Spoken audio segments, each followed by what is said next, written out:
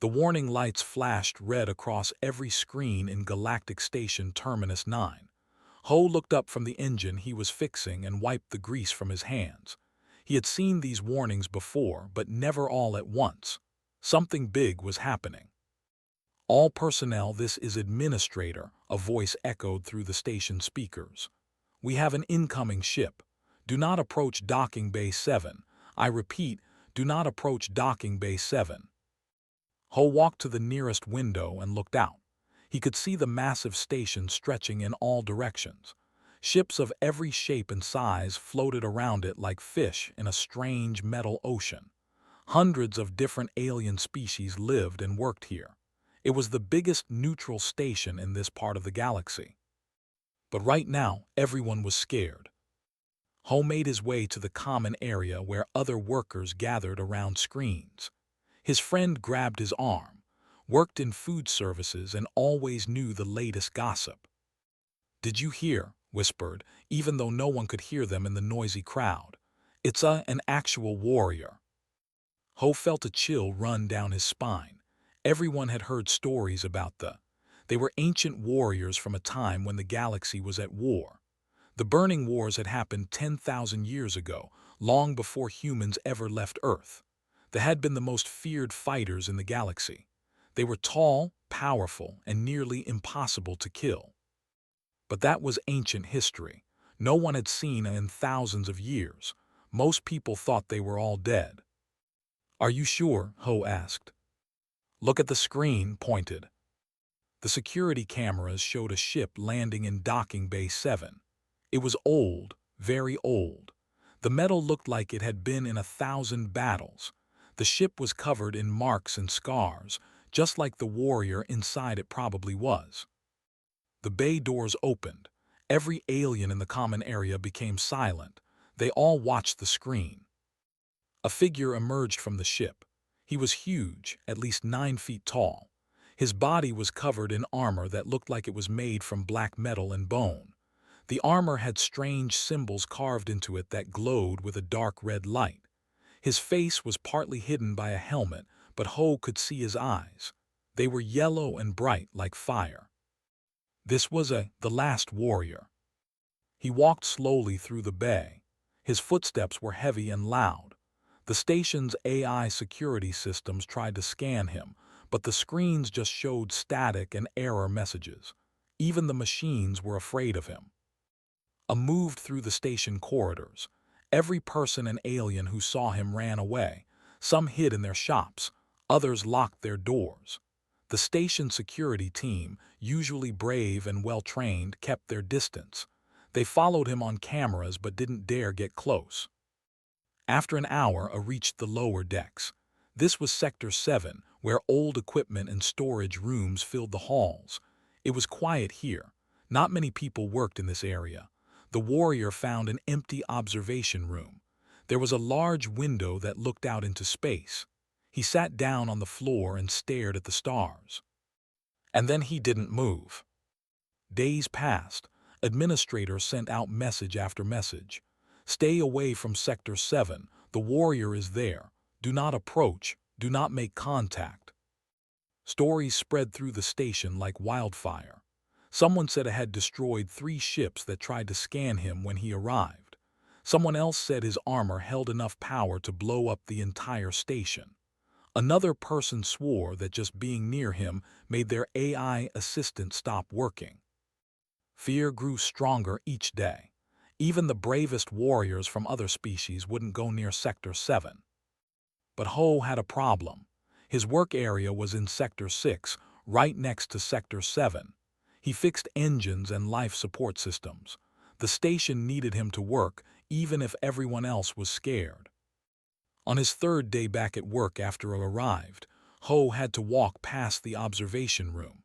He tried not to look inside, but he couldn't help it. He glanced through the open door. He was still sitting there. He was in the exact same position.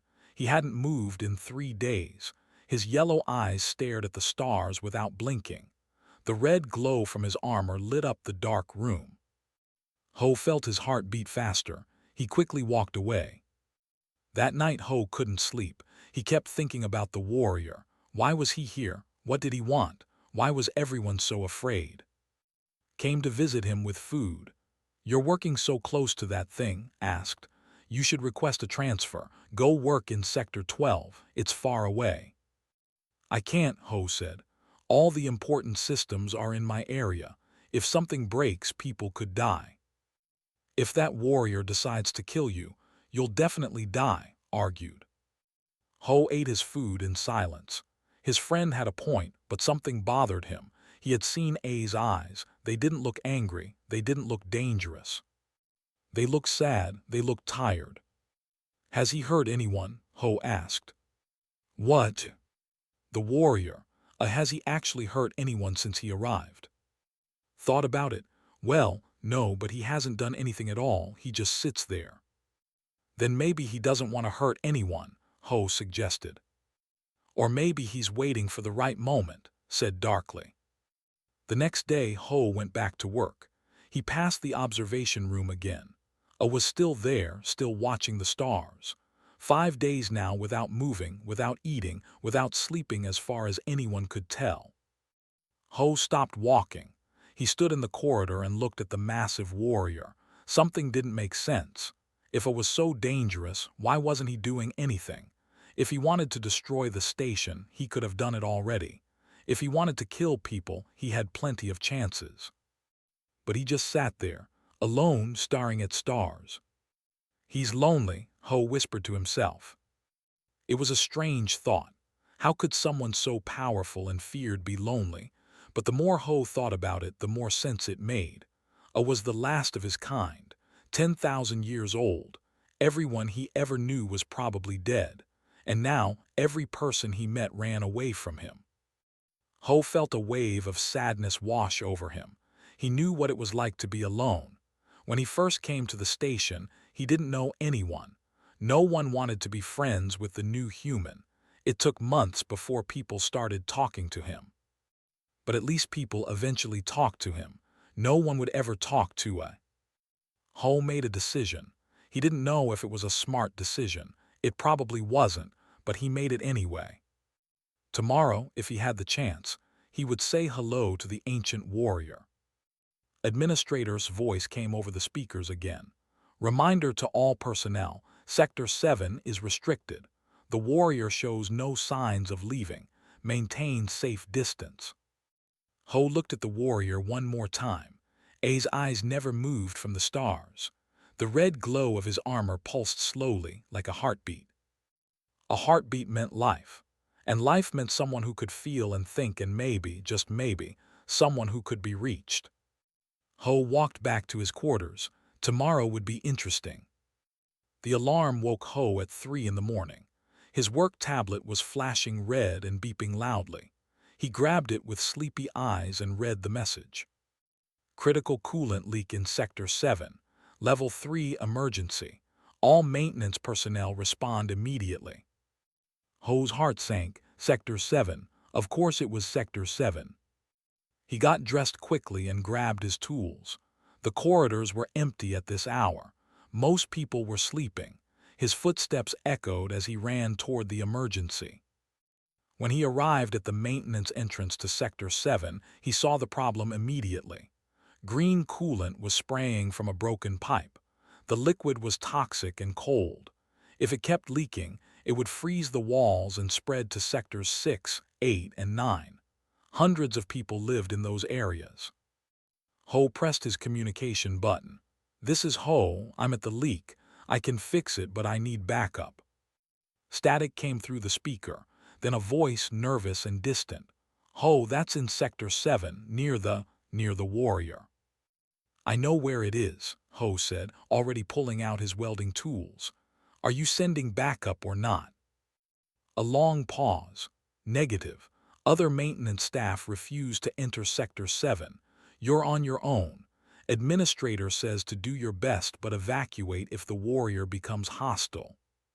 The communication cut off. Ho looked at the leaking pipe, then down the corridor toward the observation room. He could see the red glow from A's armor lighting up the walls. Great, Ho muttered, just great. He had no choice. If he didn't fix this leak, people would die. It was that simple. He took a deep breath and started working. The pipe was damaged badly. Something had cracked the metal, probably from age and pressure. Ho had to cut away the broken section and weld a new piece in place. It was delicate work. One wrong move and the whole pipe could burst. He worked as quietly as he could, but his welding torch made noise. Sparks flew. The smell of burning metal filled the air. 30 minutes passed. Ho was halfway done when he heard something that made him freeze. Footsteps, heavy footsteps, coming closer. Ho didn't turn around. He kept his eyes on his work. Maybe if he ignored the warrior would ignore him. His hands shook as he held the welding torch. The footsteps stopped right behind him. Ho could feel a presence, huge and powerful, standing just a few feet away. The red glow from A's armor cast strange shadows on the wall. Then a voice spoke. It was deep and rough, like rocks grinding together. "You are not afraid." Ho almost dropped his torch. His heart was pounding so hard he thought it might burst. He slowly turned around. A stood there, towering over him. Up close, the warrior was even more terrifying. His armor was covered in scratches and dents from countless battles. The symbols carved into the metal pulsed with that red light. His yellow eyes looked down at Ho without blinking. "I'm terrified," Ho said honestly. His voice shook a little. "But this leak will kill everyone in 3 sectors if I don't fix it." A tilted his head slightly. "You risk death to save others." "It's my job," Ho said. Then, because he was already this close to the most dangerous being in the galaxy, he added, "Could you step back a bit? Your armor is really bright and I can't see what I'm doing." For a long moment, I didn't move. Ho wondered if he had just made a fatal mistake.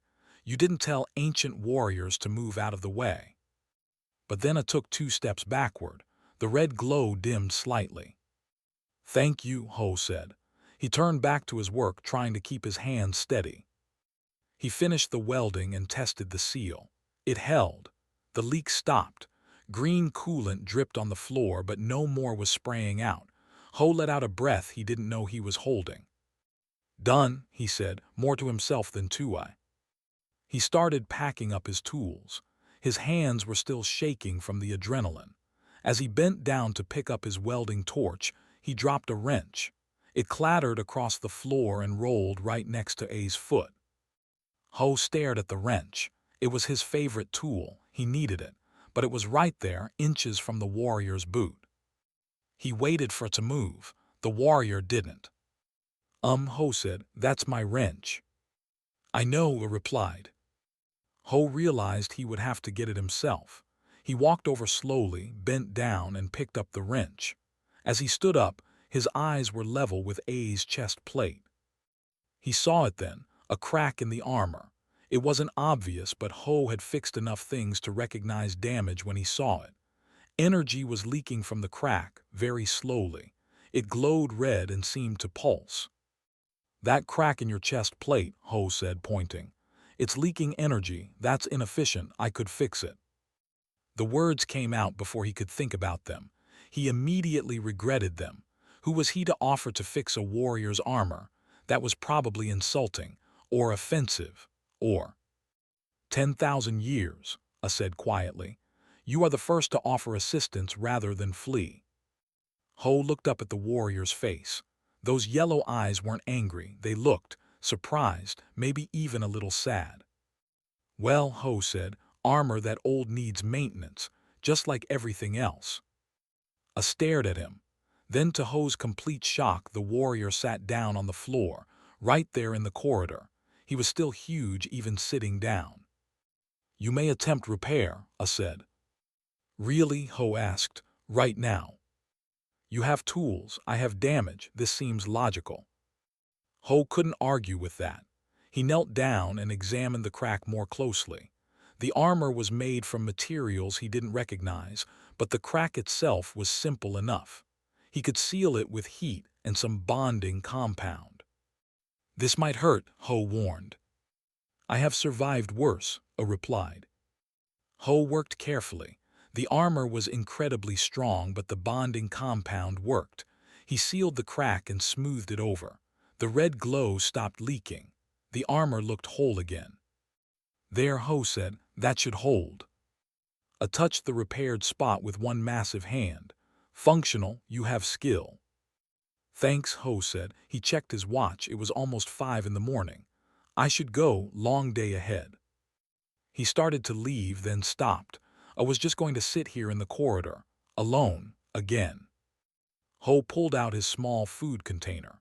He always brought a midnight snack when he worked late shifts. Inside was rice and some kimchi his mother had sent him from Earth.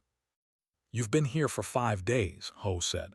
"Station logs say you haven't eaten or moved. Even warriors need rest." He set the container down between them and sat down against the wall. I watched him with those strange yellow eyes. Ho opened the container and started eating. He offered some to I. The warrior shook his head. "We do not require food as you do," I explained. "Our armor sustains us." "That sounds convenient," Ho said, "but also kind of sad. Food is one of the best parts of life." They sat in silence for a while. Ho ate his rice. I watched him. It should have been awkward, but somehow it wasn't. It felt almost peaceful. "Why are you here?" Ho finally asked. "On this station, I mean." I looked toward the observation room, toward the stars beyond.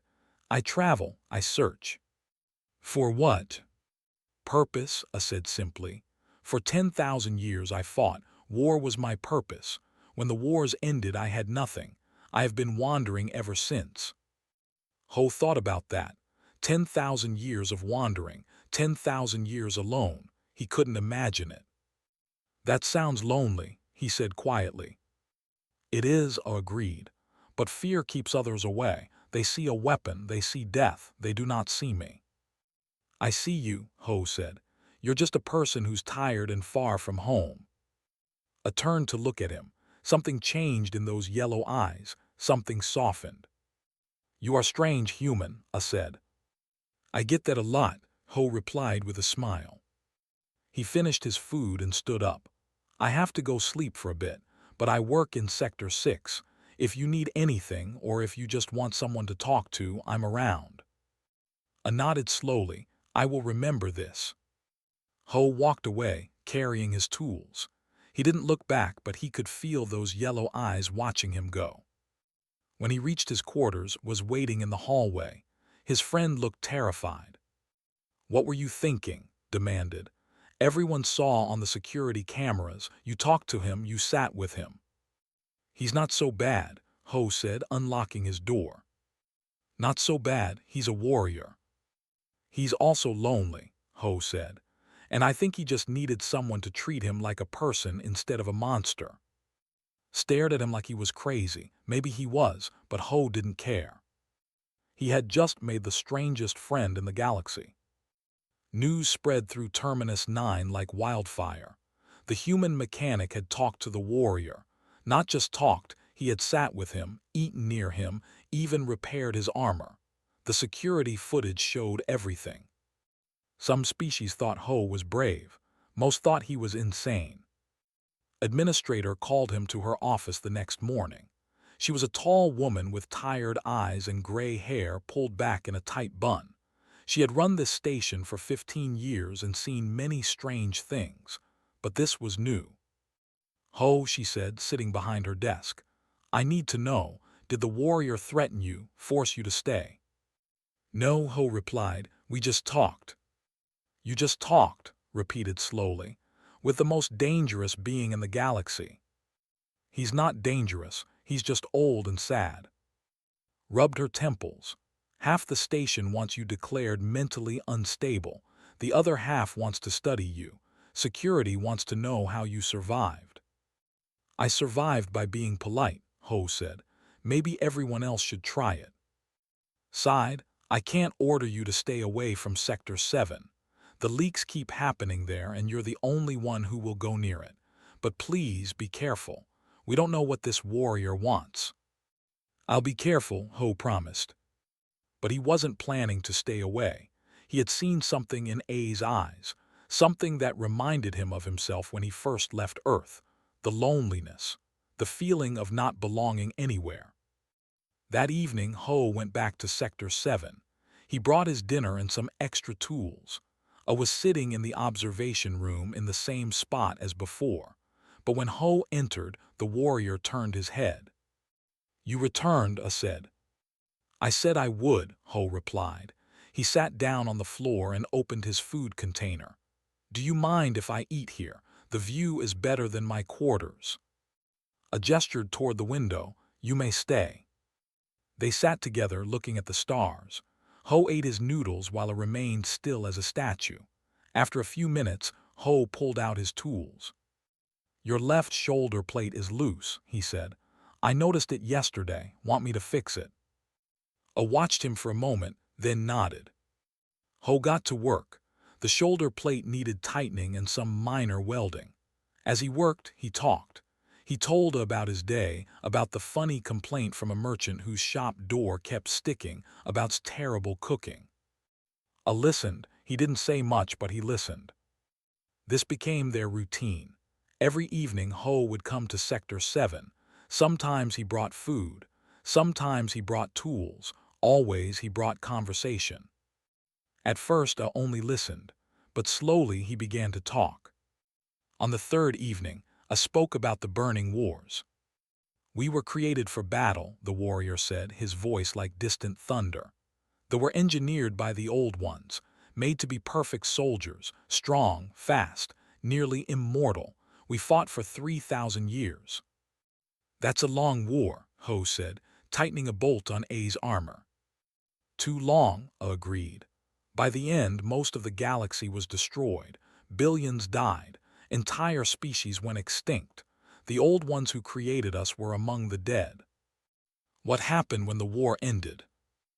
I was quiet for a moment. Peace came. The surviving species rejoiced. They celebrated, and then they looked at us. We were weapons of war in a time of peace. They did not know what to do with us. "What did they do?" Ho asked, though he had a feeling he already knew. "First, they honored us, built statues, told stories, but the stories changed. We became monsters in them, demons, things that had killed too much. They began to fear what we might do without a war to fight." A's yellow eyes reflected the starlight. "They asked us to leave, politely at first, then with force. My people scattered across the galaxy. Some tried to find new purposes, most simply, stopped. Can live forever, but we can choose to end. Many made that choice." "And you?" Ho asked softly. "I wandered. For 10,000 years I have traveled from world to world, station to station. Everywhere I go, people flee. They remember the wars. They see my armor and my face, and they see death. Even species born thousands of years after the wars, they carry the fear in their stories, passed down through generations." Ho finished his work on the armor and sat back. "That's not fair. You didn't choose to be created as a warrior, and you can't help what you look like." "Fair is not relevant," I said. "It simply is." "Well, it's still not right," Ho insisted. He took a bite of his sandwich, thinking. "You know, humans did terrible things too. We had wars that lasted decades. We killed millions of our own kind over things like land, religion, skin color. We built weapons that could destroy entire cities in seconds." "I have heard of your species' history," I said. "You are young but violent." "We were," Ho corrected. "Some of us still are, but we're trying to be better. That's the difference. We looked at our worst moments and decided we didn't want to be defined by them anymore." I turned to face him fully. "Your species killed its own kind. How do others not fear you?" "Some do," Ho admitted. "When we first joined the galactic community, a lot of species were nervous. They saw our history and thought we were monsters, but we proved ourselves. We helped rebuild worlds damaged by natural disasters.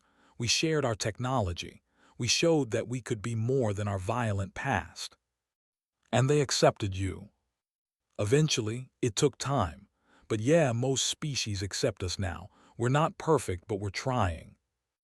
I looked back at the stars. They tried to be more. After the wars, we offered our strength to help rebuild. But every time we approached, people ran, ships fled, planets refused us landing. We were too frightening even when we came in peace. That's because they only saw what you were, Ho said, not who you could be. What is the difference? Ho thought about how to explain it. What you were is your past. What you did because others told you to. Who you could be is your choice, your future. Everyone deserves a chance to choose who they want to be. Your species believes this, I asked. Most of us try to, Ho said. We don't always succeed, but we believe everyone deserves a second chance, even ourselves. They sat in silence for a while. Ho finished his food and started putting away his tools. He was about to leave when I spoke again. Why do you not fear me, human? Ho paused. It was a good question. He thought about all the reasons he could give. That I hadn't hurt anyone. That the warrior seemed lonely more than dangerous. That his eyes looked sad, not angry. But the real answer was simpler. Because ancient doesn't mean evil, Ho said. It just means old, and maybe tired. You've been carrying this burden for 10,000 years. That's not something to fear, that's something to respect. I stared at him with those yellow eyes. Something changed in the warrior's expression. Ho couldn't quite name it, but it looked almost like hope.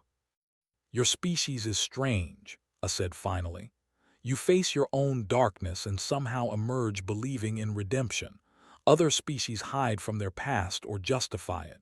Humans acknowledge it and try to grow. We're not special, Ho said. We just know what it's like to be judged by our worst moments, so we try not to do that to others. Perhaps that is what makes you special, I replied. Ho smiled. He stood up and stretched. I should go, is probably waiting to tell me how crazy I am again. Your friend worries for you. He's a good friend. Worry is part of caring. Ho picked up his toolbox. Same time tomorrow. I nodded. I will be here. As Ho walked away, he heard her speak one more time, so quietly he almost missed it. Thank you, Ho. Ho smiled and waved without turning around. You're welcome. Outside in the corridor was indeed waiting. His friend grabbed his arm and pulled him aside. Everyone is talking about you, hissed. Security officer Jinwoo asked me if you were under some kind of mind control. I'm fine, Ho assured him. Is actually interesting to talk to. He's seen 10,000 years of history.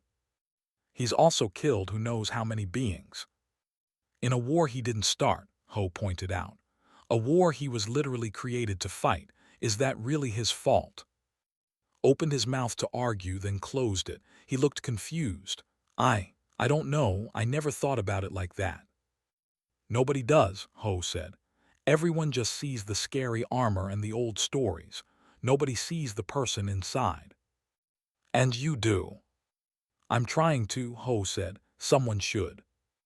Shook his head but smiled slightly. You're either the bravest person on this station or the craziest. Can I be both? Ho asked with a grin. His friend laughed despite himself. I guess you can, just be careful, okay? Not everyone thinks this is a good idea. I will, Ho promised. But as he walked back to his quarters, he knew he wouldn't stop visiting. The warrior needed someone who would see him as more than a monster, and Ho was happy to be that someone. After all, everyone deserved a friend, even an ancient warrior from a lost civilization. Especially him. 2 weeks passed. Ho visited every evening. The warrior's armor was now in perfect condition, every crack sealed, every joint working smoothly. But Ho kept coming anyway. They would sit together, looking at the stars, and talk about everything and nothing. Told stories about ancient worlds that no longer existed. Ho talked about Earth and his family. Slowly, something remarkable happened. Other people started to notice that the warrior wasn't attacking anyone. The fear began to fade just a little. Then the pirates came. It was a normal morning. Ho was fixing a water recycler in Sector 6 when the alarm started screaming. Red lights flashed everywhere. The station shook. Administrator's voice came over the speakers, but it was different this time. She sounded scared. "All personnel, this is an emergency. We have hostile ships approaching. Everyone move to secure areas immediately. This is not a drill." Ho dropped his tools and ran to the nearest window. Outside, he saw them. 5 large ships painted blood red. They had weapons all over their hulls. These were pirate vessels, and they were surrounding the station. The communication channels lit up with a threatening message. "Terminus 9, this is Captain Vex of the Scarlet Void. You have 1 hour to pay tribute, 50 million credits. If you refuse, we will board your station and take what we want. Anyone who resists will die." Ho felt his blood run cold. 50 million credits was impossible. The station didn't have that kind of money, and the Scarlet Void was famous. They were the most brutal pirate gang in this sector. They didn't just steal, they destroyed. He ran toward the command center. Other people were running too, panic on their faces. The corridors filled with screaming and crying. Different alien species pushed and shoved, trying to reach safety. In the command center, Administrator was arguing with someone on the screen. It was a pirate, a species with blue skin and multiple arms. This must be Captain Vex. "We don't have 50 million credits," said, trying to stay calm. "This is a civilian station. We're not a rich port." "Then we'll take your ships," Captain Vex replied with a cruel smile. "And your people. Slavers pay well for workers. 1 hour, Administrator, choose wisely." The screen went black, turned to her security team. Jinwoo, the head of security, looked grim. "Our defense fleet is 3 days away," Jinwoo reported. "We have station security, but they're not trained for a full pirate assault. If they board us, we can't stop them." "What about evacuating?" someone asked. "Too many people," said. "We have 5,000 residents. We'd never get everyone out in time, and the pirates would just shoot down the evacuation ships." Ho listened in horror. 5,000 people. That included families, children, elderly, all at risk because of these pirates. "We need to try negotiating again," decided. "Buy time until the defense fleet arrives." But everyone in the room knew it was hopeless. The Scarlet Void didn't negotiate. They took what they wanted. The hour passed quickly. Ho spent it helping people reach the secure areas. He found helping children from the station's school. "This is bad," said, his voice shaking. "Really bad." "I know," Ho replied. He was trying to think. There had to be something they could do, some way to fight back or escape. Then he heard a name that made him freeze. "We should ask the warrior," a young alien woman said. Her name was a human scientist who worked in the research labs. "He's a warrior. Maybe he could help." "Are you insane?" Jinwoo snapped. "That thing is as dangerous as the pirates, maybe more." "He hasn't hurt anyone," argued. "And he's supposed to be the greatest warrior from the old wars. If anyone could fight off pirates." "No," said firmly. "We will not ask. If we give him reason to fight, he might decide to kill us all. At least with the pirates, some of us might survive." Ho wanted to argue, but an explosion rocked the station. The pirates were boarding. "They're coming in through docking bay 3 and 5, someone shouted. At least 30 pirates, all armed. Chaos erupted. People screamed and ran. Security teams rushed toward the docking bays, but everyone knew they were outmatched. Ho ran too, but not toward safety. He ran toward the research labs. He had to find she had been right, could help. But would he? He found trapped in a corridor near the labs. A support beam had fallen during the explosion, blocking her path. She was trying to move it, but it was too heavy. Ho called out, "Are you hurt?" "I'm okay, but I can't move this," she cried. Ho ran to help her. Together they pushed, but the beam was solid metal. It wouldn't budge. He could hear shouting and weapon fire getting closer. The pirates were sweeping through the station. "Come on," Ho grunted, putting all his strength into moving the beam. They didn't notice the 3 pirates entering the corridor until it was too late. The pirates were tall and armed with energy weapons. They saw Ho and smiled cruel smiles. "Look what we found," one pirate said. "Two humans. The slavers pay extra for humans. Your species is rare out here." "Please," said, "we're not resisting. Just let us go to the safe zones." "No safe zones today," another pirate laughed. "Just payment and prisoners." The lead pirate raised his weapon, pointing it at Ho's chest. "You first, mechanic. We can tell from your uniform. Skilled workers are valuable." Ho closed his eyes. This was it. He was going to die or be enslaved, and there was nothing he could do. Then a shadow fell over all of them. It was like the temperature in the corridor dropped 10 degrees. The lights flickered. The pirates' weapons started glitching, sparking with error messages. A voice spoke from behind the pirates. It was deep and ancient and full of controlled rage. "Step away from them." Ho's eyes snapped open. He knew that voice. A stood at the end of the corridor. His armor blazed with red light, brighter than Ho had ever seen. His yellow eyes burned like twin suns. He looked like death itself had taken physical form. The pirates spun around. For a moment they were confused. Then recognition hit them. All three went pale. One whispered in horror. "Impossible," another stammered. "They're all dead," the legends said. "The legends were wrong," I said. He took one step forward. The floor shook under his weight. "You threaten innocence. You bring violence to a place of peace. This cannot stand." The lead pirate tried to sound brave. "There are 3 of us and 1 of you, and we have modern weapons, not ancient." He never finished the sentence. Moved. Ho had never seen anything move so fast. 1 second it was 10 feet away. The next second he was among the pirates. His massive fist struck the leader's weapon, crushing it to pieces. His other hand caught the second pirate's weapon and broke it like a toy. The third pirate fired his weapon at A's chest. The energy blast hit the armor and simply absorbed into it, making the red glow brighter. "Ancient armor," I said calmly, "built to withstand weapons far stronger than yours." He grabbed all 3 pirates and threw them down the corridor.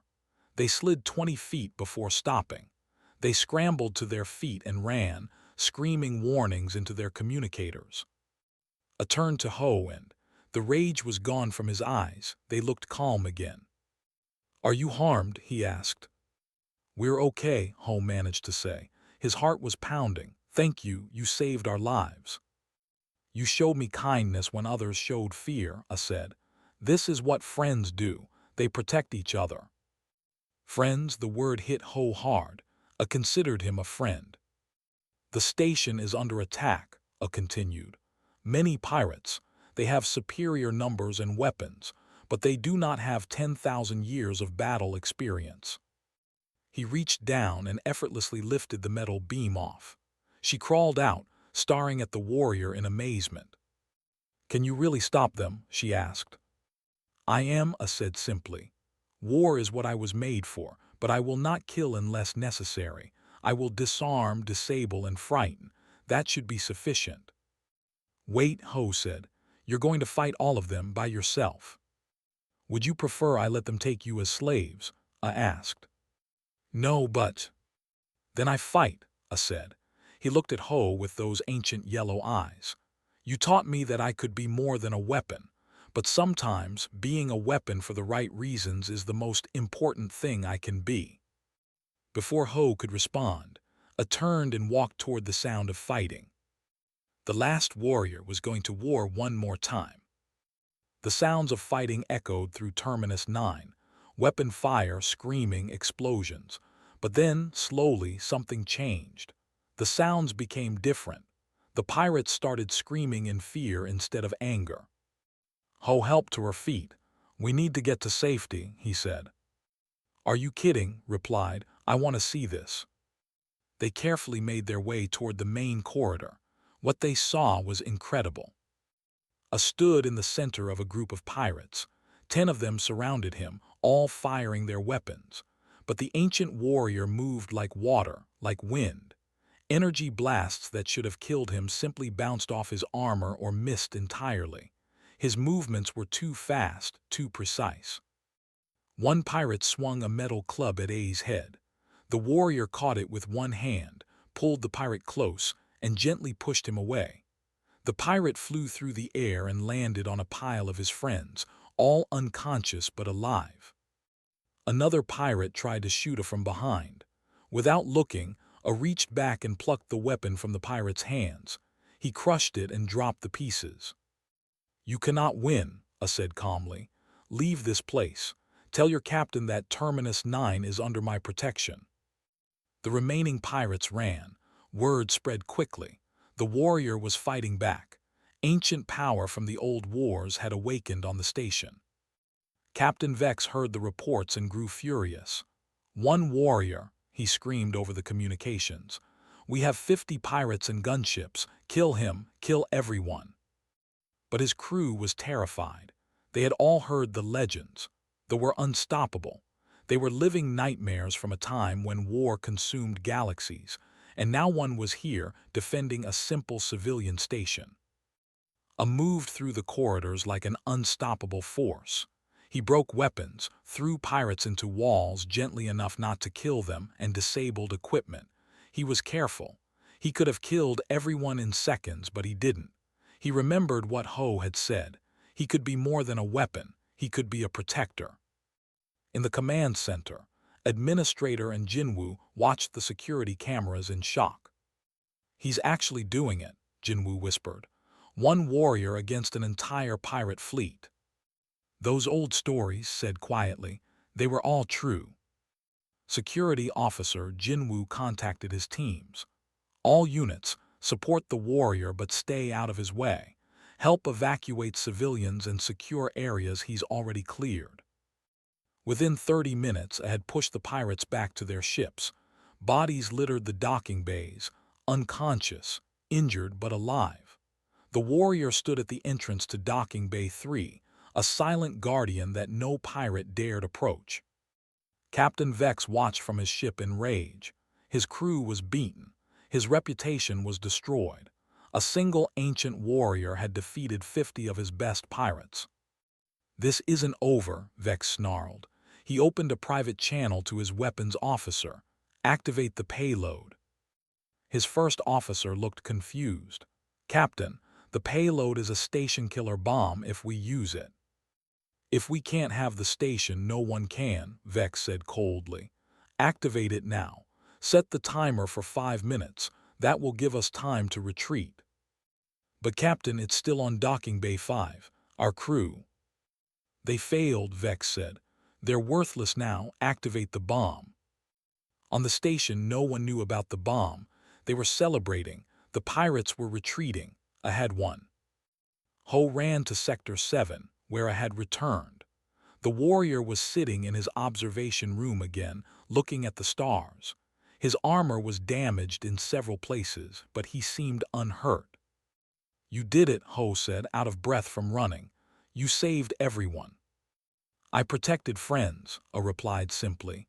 "This is what warriors should do, protect, not destroy." Ho sat down next to him, smiling.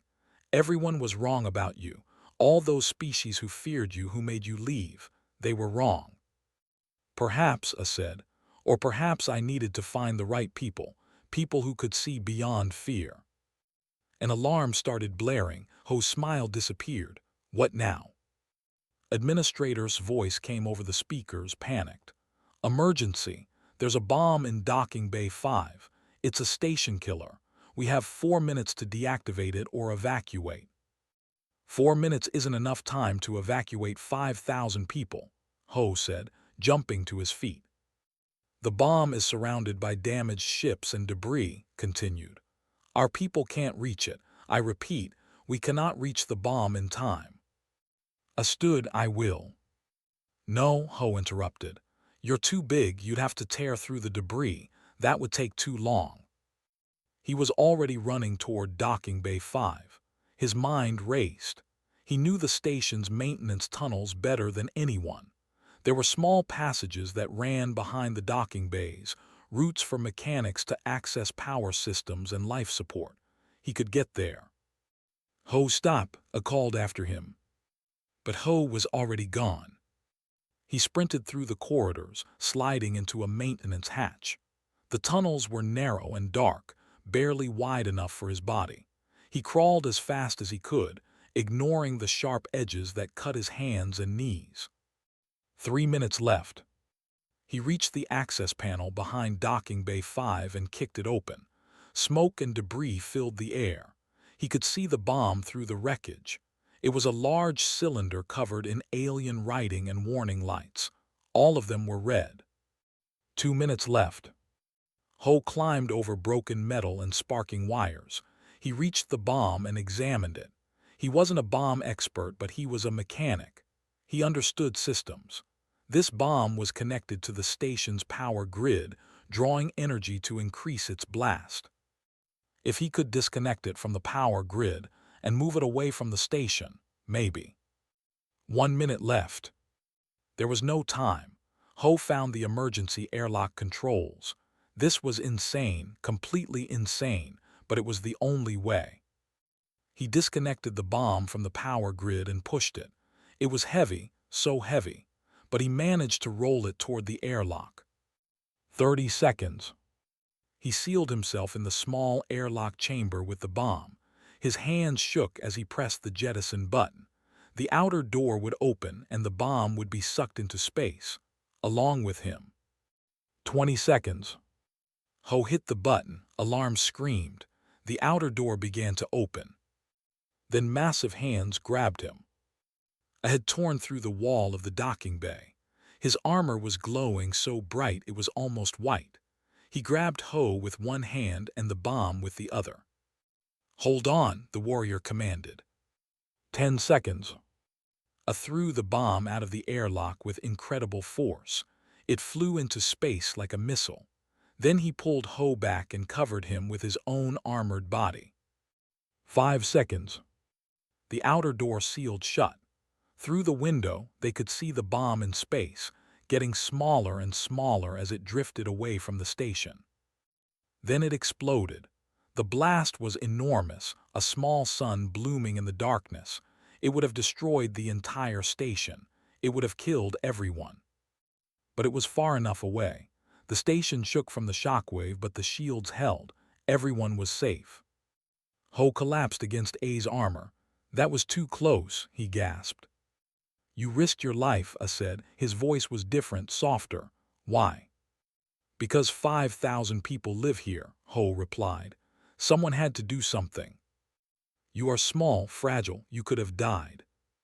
"So could you," Ho pointed out, "but you came anyway." I helped Ho to his feet. "You are a strange human, brave and foolish in equal measure." "I learned from the best," Ho said with a weak smile. They walked out of the destroyed docking bay together. A crowd had gathered. Security teams, civilians, aliens from dozens of species.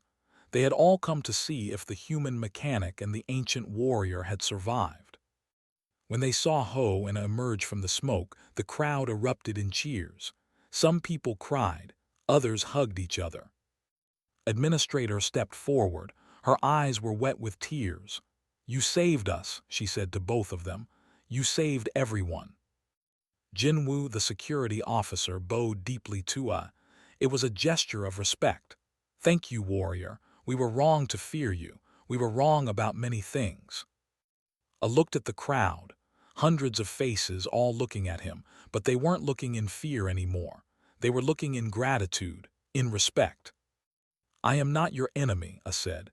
His voice carried across the crowd.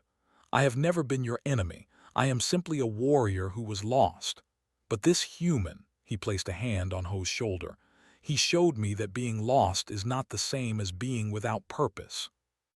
An alien child, no more than 5 years old, broke free from her mother's arms.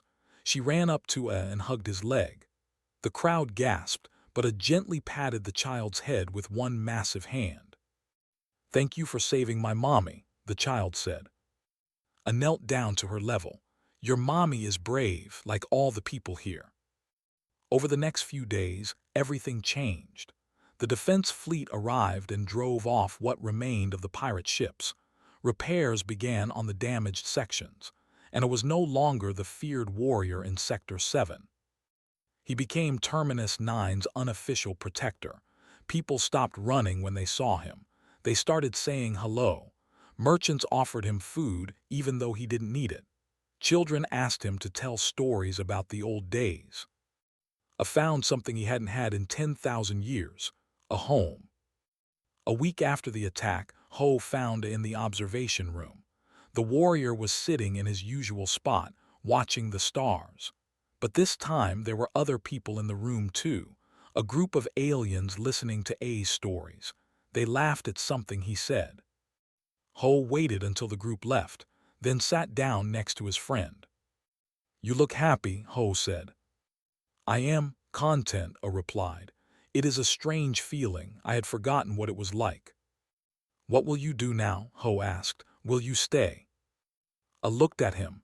"You changed nothing human. You simply saw what was already there." "Then I guess everyone else just needed better glasses," Ho said with a grin. I made a sound that might have been a laugh. "Yes, perhaps they did." He paused, then added, "I think I will stay. This station needs a guardian, and I find that I enjoy having friends." "Good," Ho said, "because I was going to teach you how to play cards. Can't do that if you leave." They sat together, looking at the stars. A human mechanic and an ancient warrior.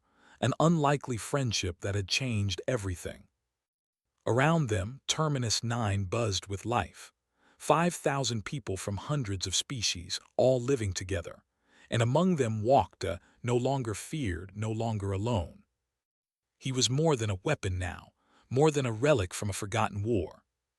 He was a friend, he was a protector, he was home. And it had all started because one human looked at a monster and saw a person instead. In the end, that was humanity's true strength. Not technology, not weapons, just the simple, stubborn belief that everyone deserved a chance, everyone deserved to be seen. Even an ancient alien warrior who had waited 10,000 years for someone to get close.